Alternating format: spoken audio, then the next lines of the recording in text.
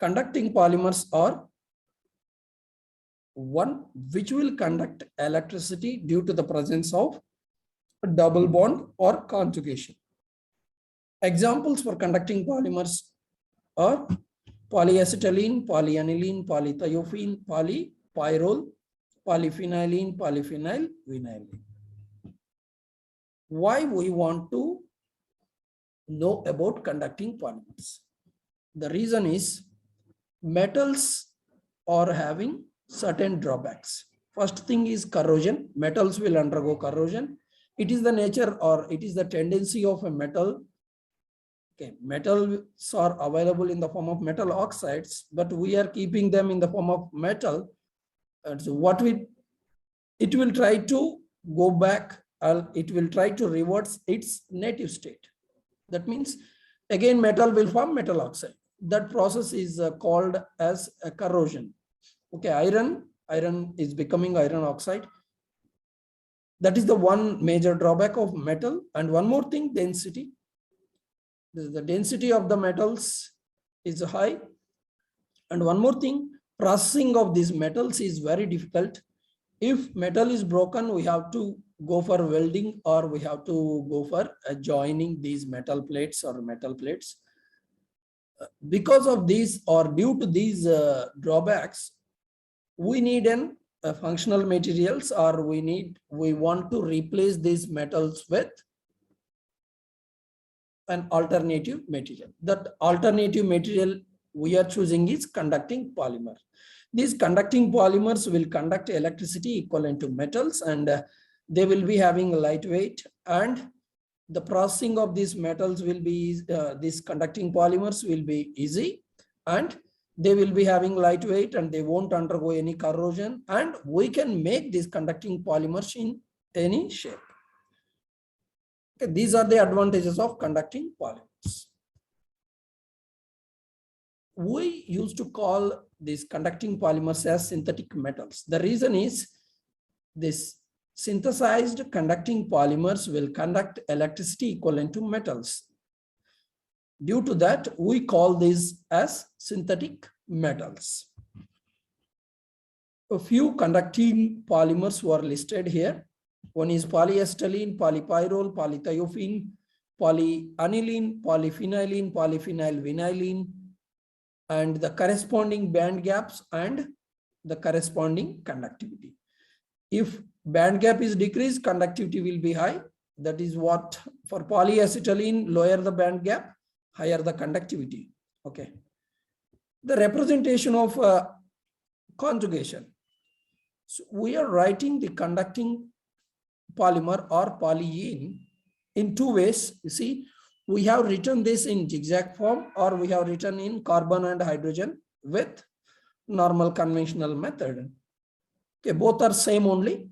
If you want to write, you can write or you can follow this representation in our presentation or in my general.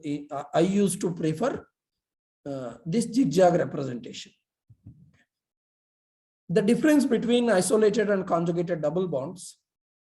Isolated double bond means there will be a double bond and there won't be any double bond alternative to that, the existing double bond.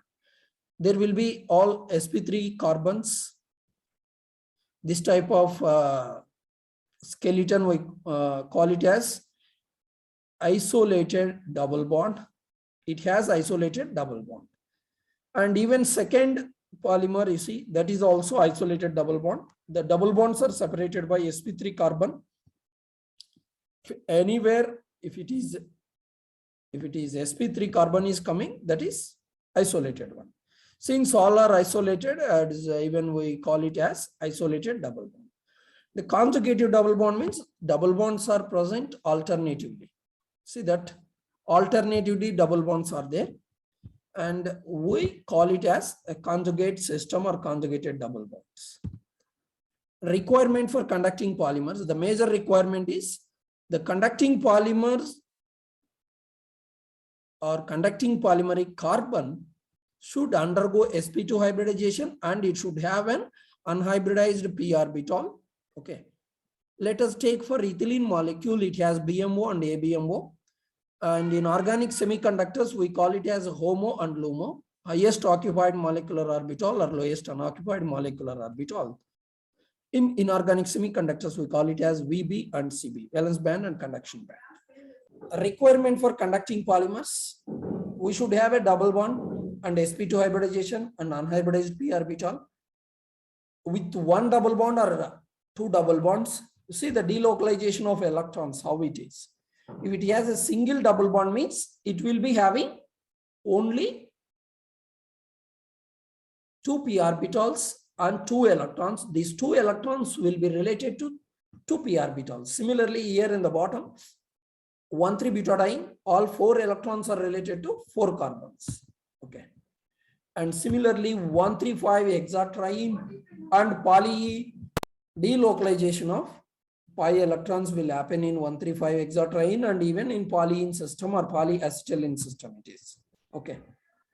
This is how the delocalization of electrons will take place. Cis polyacetylene and trans polyacetylene and polypyrrole and polythiophene. Okay, all are conducting polymers. And cis polyacetylene will be converted into trans polyacetylene at 150 degrees centigrade. And types of conducting polymers: intrinsically doped or intrinsic conducting polymer and extrinsic conducting polymer. Okay, for intrinsic, examples are conjugated polyacetylene, polypyrrole, polythiophene. A doped conducting polymers even at molecular level, or here the oxidation or reduction, or partial oxidation or reduction will give us doped conducting polymer. Extrinsically conducting polymer means physically, conventionally, externally we are adding dopant physically. Let us take simple example. Silicone rubber is an insulator. By mixing conducting polymer into the silicone rubber matrix, we can improve the conductivity of silicone rubber. Generally, the silicone rubber is insulator. Okay. How this doping can be? Doping is an addition of impurity in inorganic semiconductors. Here, doping is oxidation or reduction of conducting polymer. Okay. How this can be done? Whether by vapor deposition method or oxy-reduction method. Okay, electrochemical oxidation or electrochemical reduction method. And p-type dopants and n-type dopants. You see the examples. Inorganic semiconductors, p-type means third group, n-type means fifth group. But here it is different. P-type means oxidizing agents, n-type means reducing agents. Mostly seventh group elements we are using as an oxidizing agents, and first group elements, metals, we use them as an reducing agents. Oxidizing agents will be acting like a p-type dopants, and reducing agents or dopants will be, or reducing metals or first group metal will be acting like n-type dopants. Examples are iodine, chlorine, bromine, and Lewis acids. And for n-type dopants, examples are sodium, potassium, lithium, and even tetrabutyl ammonium. If you increase the dopant concentration, even it will change in its electrical and magnetic and other optical properties. Extrinsically conducting polymers. For insulators, even we can mix the metallic fibers and metal oxides, and we can improve the conductivity of conducting polymers. A blended conducting polymers, it is a conventional polymer. A conventional method, we are adding extra, physically we will be mixing with the help of two roll mills. Okay. You might have seen sugarcane. Okay, it is a two roll mill. Okay, we are using it for crushing. Similar thing we will be using for rubber mixing. Okay, two roll mill. It is there we can add our filler and we can mix the polymer and conducting polymer and our rubber material. Okay, that is the blended method or blended conducting polymer. Okay. Factors affecting the conductivity of conducting polymers or conductivity of polymers. Conjugation, higher the conjugation, higher the conductivity, higher the doping, higher the conductivity, higher the temperature, higher the conductivity. Frequency of current also will have an impact on conductivity of these conducting polymers. First, polyacetylene was synthesized by Shirakawa, is a Nobel Prize winner, okay, from Japan. What he used to synthesize this conducting polyaniline, he used Ziegler-Natta catalyst and aniline, acetylene in presence of toluene media at minus 78 degrees centigrade. What he has done, he has polymerized this. What is Ziegler-Natta catalyst? Triethyl aluminum and tetra-tertiary butoxy titanium. If you mix this is known as Ziegler-Natta catalyst. In presence of Ziegler-Natta catalyst at minus 78 degrees centigrade, aluminum to titanium ratio, if you vary according to the ratio, so we are getting different products.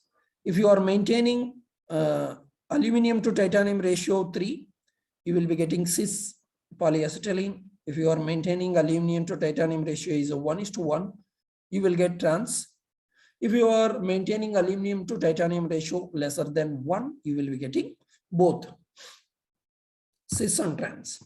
Properties of polyacetylene. Okay, we are synthesizing this at minus 78 degrees centigrade and we are getting cis. If you are doing at room temperature, and cis and trans ratio will be 60:40. The cis form will be coppery color and trans form will be silvery color. And cis polyacetylene is flexible and trans polyacetylene is brittle.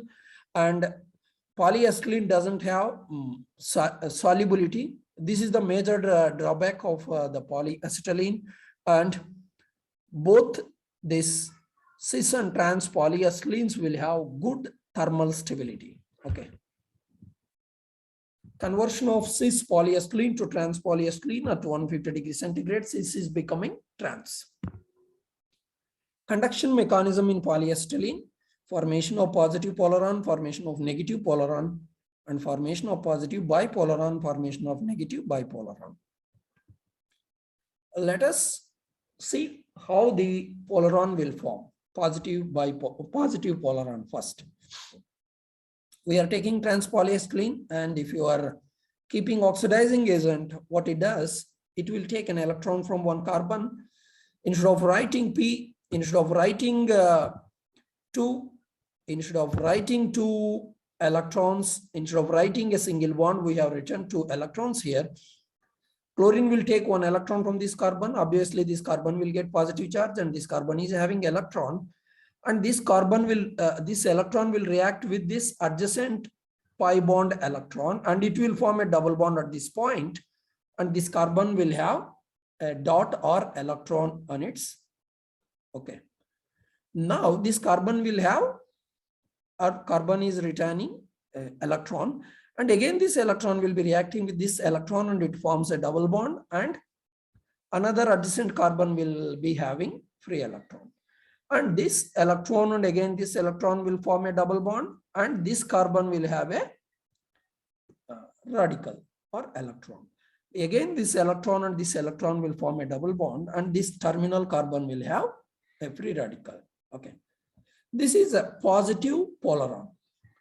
So what is a polaron? Polaron is a bound state of neutral soliton. This is the neutral soliton. You see that we are having electron plus we are having a charged soliton. Both the things are there in this fragment.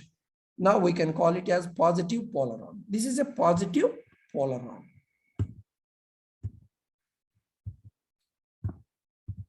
And negative polaron. Okay. Now negative polaron, same. If you are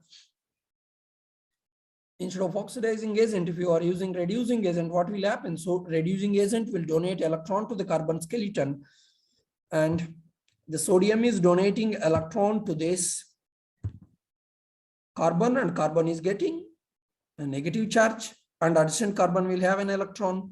This electron will form a bond with this electron, and this carbon will have an electron. And again, this electron will react with this electron and it will form a double bond, and this carbon will be having electron. And this electron and this electron will form a new bond, and this carbon will have an electron. And this carbon and this carbon, again, new double bond, and the terminal CH2 will have an electron. Now, negative charge and electron. Now, this is called negative polaron formation. Okay, in presence of metal, sodium metal, it is forming negative polaron. And formation of positive bipolaron from polyacetylene. Polyacetylene, in presence of 1 mole of iodine, you will be getting positive polaron. And after the formation of positive polaron, again, if 1 mole of iodine, if you are keeping, what will happen? It will remove 1 more electron from the positive polaron, and it will form positive bipolaron. Okay, it is a very simple thing. Iodine is taking electron from this, and it will be delocalizing, and finally the terminal carbon will have an electron, and again iodine will be taking this electron and this carbon will be getting positive charge. Since it has 2 positive charges, positive bipolaron. Negative bipolaron from polyacetylene. Again, for polyacetylene, if you are adding 1 mole of sodium, you will get negative polaron. And for this negative polaron, 1 mole of sodium, again, if you are adding, you will get 2 negative charges. Okay, this is negative bipolaron, and this is negative polaron formation. Okay. The main drawback of the polyacetylene is polyacetylene doesn't have any commercial products or applications because of due to its solubility. It doesn't have a good solubility. That is the problem. And second conducting polymer is polyaniline. How we are synthesizing the polyaniline? Polyaniline, in presence of this paradiammonium sulfate, just you see, or oleum. Instead of hydrogen, we are replacing hydrogen with, in oleum, we are replacing hydrogen with ammonium and HCl. In presence of acid and this, what will happen? Aniline will be polymerizing and it forms emeraldine salt. Okay, this emeraldine salt, if you are treating it with ammonia, you get emeraldine base. And this, again, this emeraldine base, if you are oxidizing, you get entire oxidation or oxidized form of polyaniline. And if you are reducing, you will be getting entire reduced form. It's in between, it has both. Emeraldine base has both oxidized form and reduced form. Okay, this is oxidized form and this is reduced form. Okay, polyaniline has 3 forms now. One is both forms, and one is 100% oxidized and 100% reduced forms. So these are the 3 forms of polyaniline. A reduced form, see clearly, a reduced form is having NH, NH, NH, NH. Okay, this is looking like a benzenoid structure. And for oxidized form, it has double bond, double bond, double bond, double bond. Okay, it is like a quinonoid structure. Okay, it has oxidized form is having quinonoid structure, reduced form is having benzenoid structure. And in third one, in emeraldine base, it has both oxidized form and reduced form. Half of the polymeric unit will have oxidized form and half of the polymeric unit will have a reduced form.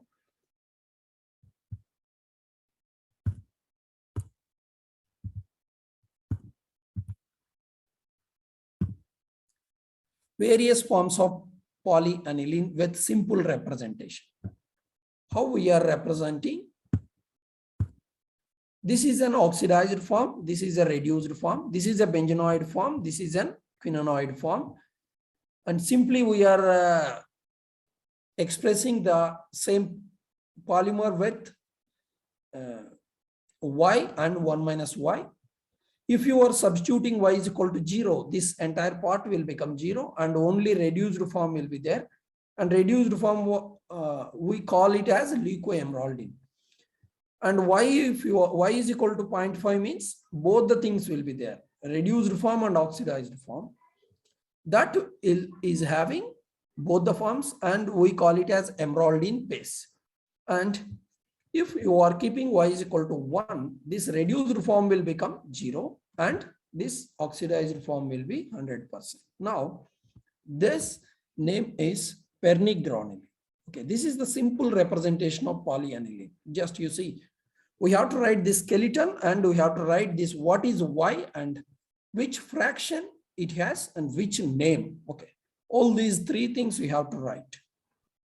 As you see, now it is a bipolar. If you are removing one electron from this nitrogen, you will have positive charge and electron. This is a polaron. Okay, positive charge it has and it has an electron. Single nitrogen on, both the things are there on the single nitrogen. And on second, again one more positive charge and electron. That means it is a bipolaron. Positive bipolaron in reduced form. Even for oxidized form, we can write this. Let us, even in oxidized form, you see this nitrogen has one charge here and nitrogen has one charge.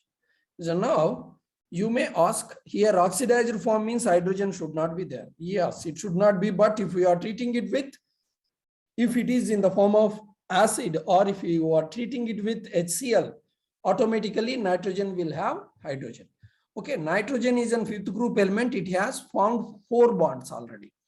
One more electron is there. That electron alone we are removing and nitrogen is getting positive charge and this nitrogen also is getting positive charge. You see that 3 positive charges are there. Okay, and only we have to write it for 2 positive charges, that is positive bipolaron. Okay, so actually it has 3 charges, but we should write only 2 charges. Okay, this is the formation of polaron in polyaniline. Okay, and in polythiophene. Okay, in polythiophene, what happens? We are keeping iodine. What it does, it will remove one electron from this carbon. It will remove one electron from this carbon. Let us assume, and adjacent carbon will have one more electron. Okay, it has a positive charge and one electron it has. And now what happens? This electron and this electron will react and it will form a new double bond. And this carbon will have one electron. Similarly, this carbon and this electron, this double bond electron will form a double bond and this carbon will have an electron. And again, this electron and this electron will form a double bond and it will have an electron. And this electron and this electron will form a double bond and this carbon will have an electron. And this electron and this electron can form double bond, but we have not written. But we can write keep on, and even at the end what will happen, this electron will go up to this place. But prior to that we are treating it with one more mole of iodine. What happens? This iodine is taking electron from this carbon and it is generating one more positive charge. This is positive bipolaron form for polythiophene. If you are replacing sulfur with NH, that will become polypyrrole. The same structure, the same thing can be written for polypyrrole also. For polypyrrole, same, iodine will take electron from this carbon and this electron will form double bond and it is forming an electron here. Again, this double bond and this carbon will get an electron. Again, this is double bond and this carbon will get an electron. And again, this double bond and this carbon is getting electron. If you are treating it with iodine, what happens?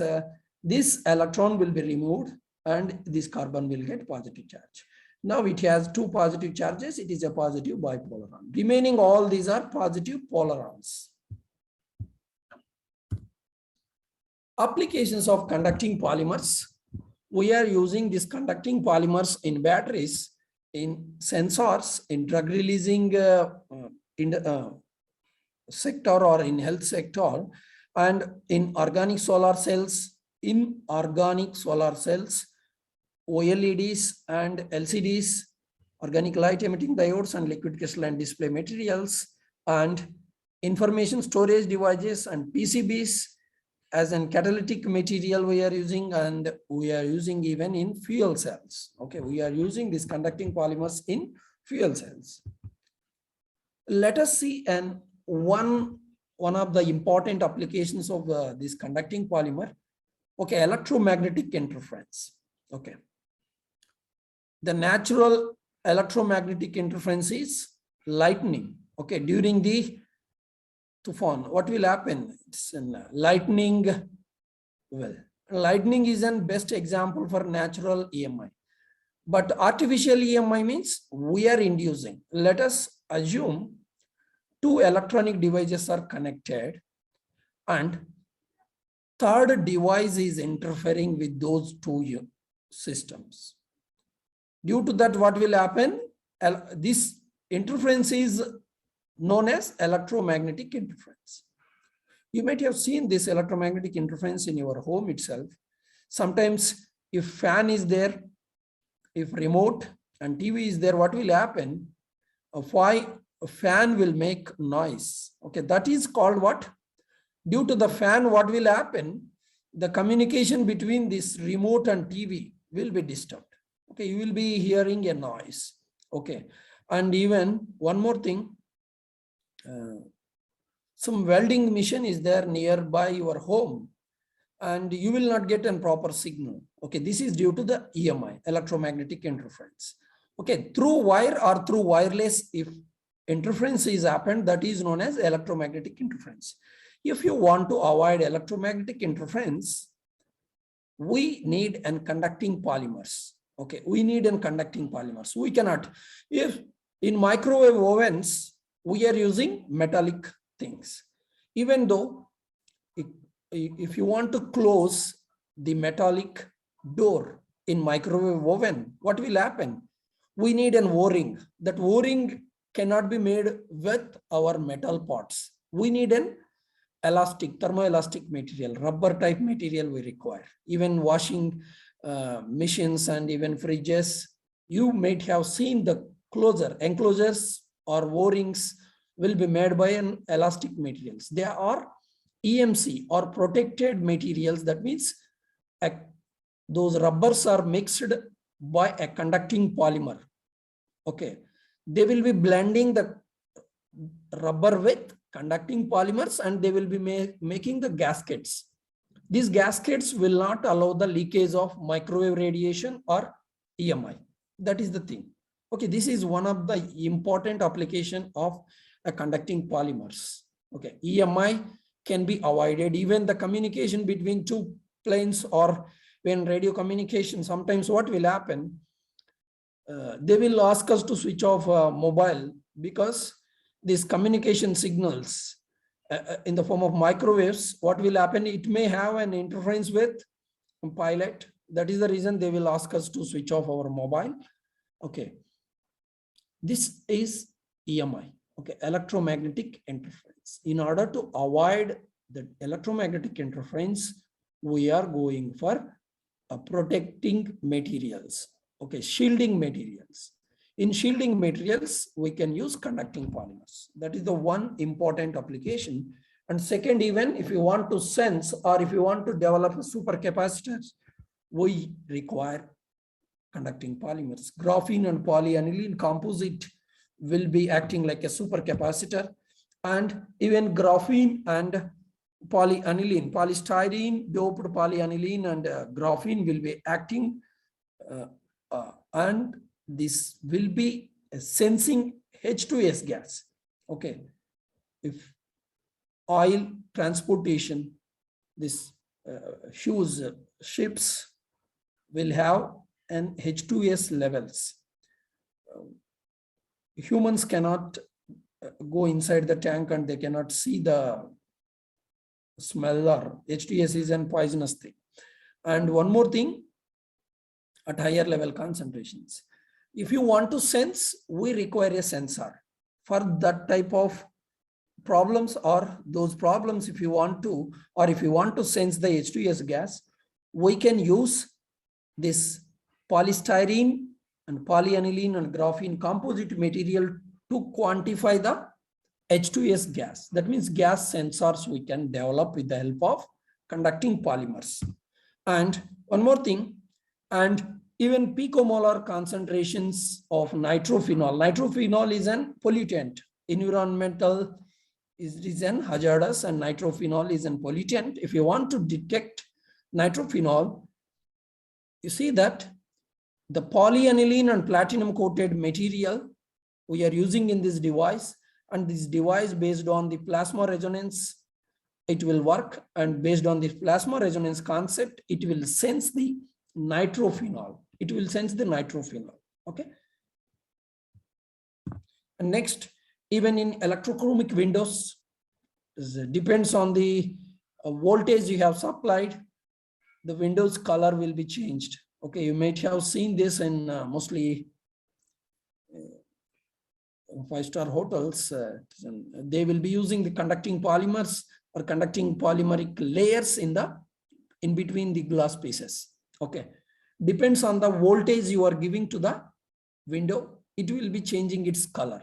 Okay, or depends on the light intensity, it will be changing. Okay, it's an electrochromic windows. Energy may be in the form of light, or energy may be in the form of electricity. Okay, so for those type of materials, for those type of electrochromic windows, if you want to develop, what type of materials we use? Poly 3,4 ethylene dioxythiophene, polythiophene based materials we are using, and polystyrene based polymers we are using. Generally, inorganic WO3, tungsten trioxide we use, but it is an expensive thing. Okay, these are a few important notable applications. Okay, in this class, what we have discussed: introduction to the conducting polymers, and necessity of the conducting polymers, and the requirement for the conducting polymers, and delocalization of electrons in conjugation system, isolated bond, double bond, and conjugated double bond, and few examples for conducting polymers: polyacetylene, polyaniline, polythiophene, polypyrrole, and conduction mechanism in this conducting polymers: formation of positive polaron, positive bipolaron, negative polaron, negative bipolaron, for all the 4 conducting polymers, that is polyacetylene, polyaniline, polypyrrole, polythiophene. We have seen. Okay. After that, we came to the applications of conducting polymers. Thank you for your patience.